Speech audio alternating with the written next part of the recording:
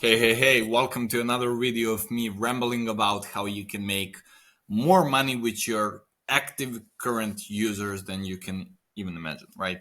So if you're doing 100K with your app, then by the end of this video, I hope you will have a strategy in place that will help you do additional 30K a month, right? Which adds up to 360,000 a year, which is insane amount of money, but we have seen it so many times so far that it really just makes sense, right? So this framework that you see on the screen, we used for every client of ours and on basically every category there is, the popular ones, right? So we used it for language learning, we used it for anxiety apps, we used it for fitness, we used it for even games, right?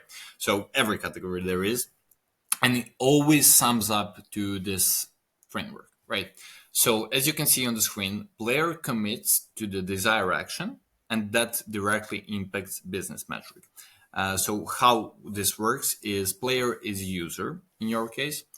We call them players is reason being is because when we finish the design, we make them players. We make them come back over and over again and they become players, right?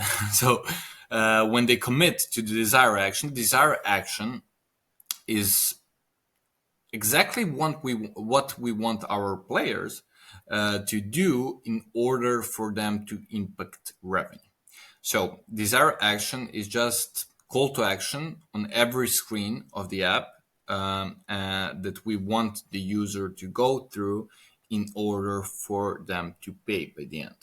One quick tip is don't present paywall ever before making them go through their first lesson if you're language learning, or first challenge if you're fitness, or first lesson if you're on anxiety. Always present them with value in order for them to convert, right? In order for them to not feel guilty by paying you. Desired action is another reason why we have them in place is we don't ever want to make our users feel lost. Reason being is we as humans, when we feel lost, we feel dumb. And when we feel dumb, we just want to opt out. And that's exactly what we don't want on the app. So how this impacts business metrics is dependent on how you define business metrics. So we, as even though we do behavior science, even though we know gamification, even though we know design that helps improve business metrics, we really need to define which metrics we want to improve. So you can't really improve 8 of them at the same time. You can't really improve retention, churn, engagement on the app, sharing on the app, acquiring new users at the same time. It's not possible. But we really, when you're not like, you would know this if you actually have an app. You know exact metrics that would need improving in order for your revenue to spike up, right? And that's what we're doing with desired actions. We are making our users feel really good and motivated through whole way before presenting them with the paywall. Reason why we want our business metrics to, like, we want to define them is because if we don't define them correctly, we can really mess things up, like this guy did. So I actually forgot his name, but he's a CEO at a technology company, and he came up with a rank and yank system of hiring.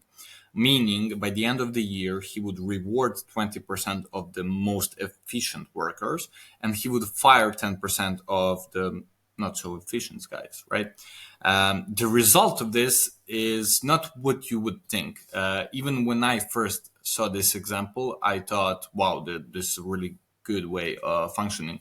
But the result of this would actually be HR hiring worse people so they don't get fired by the end of the year, right?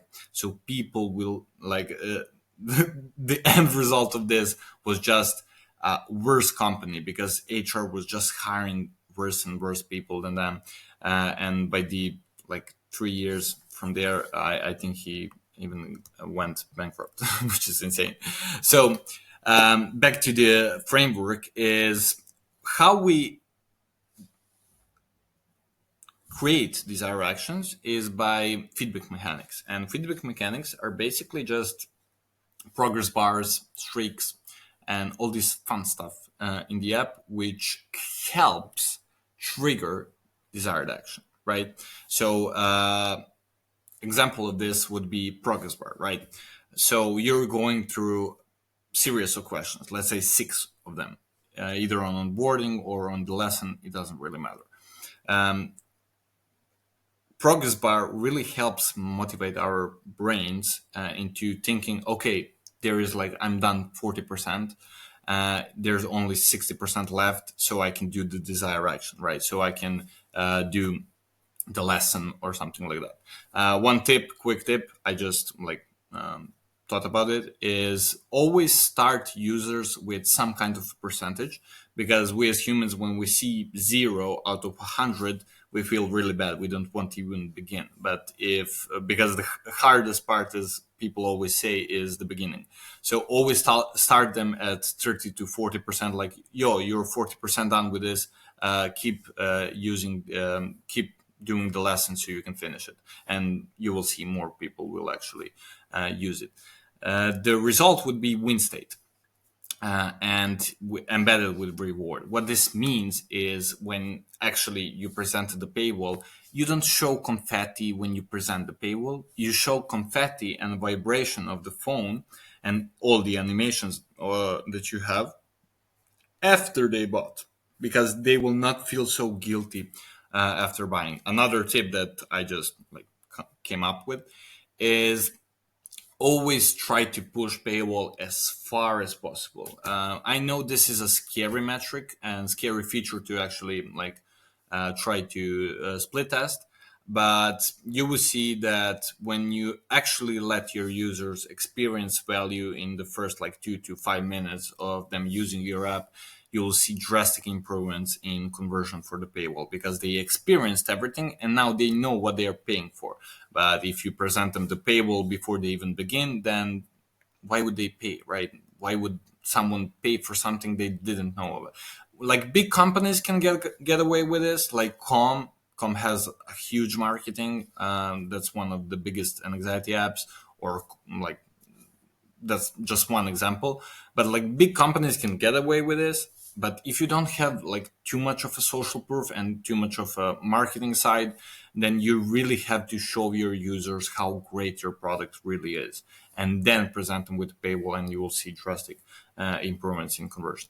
So yeah, this is kind of short video. I will actually film another on top of this, and I hope you enjoyed it, and I hope that you actually try and start seeing this point of view of your app, which makes user convert more.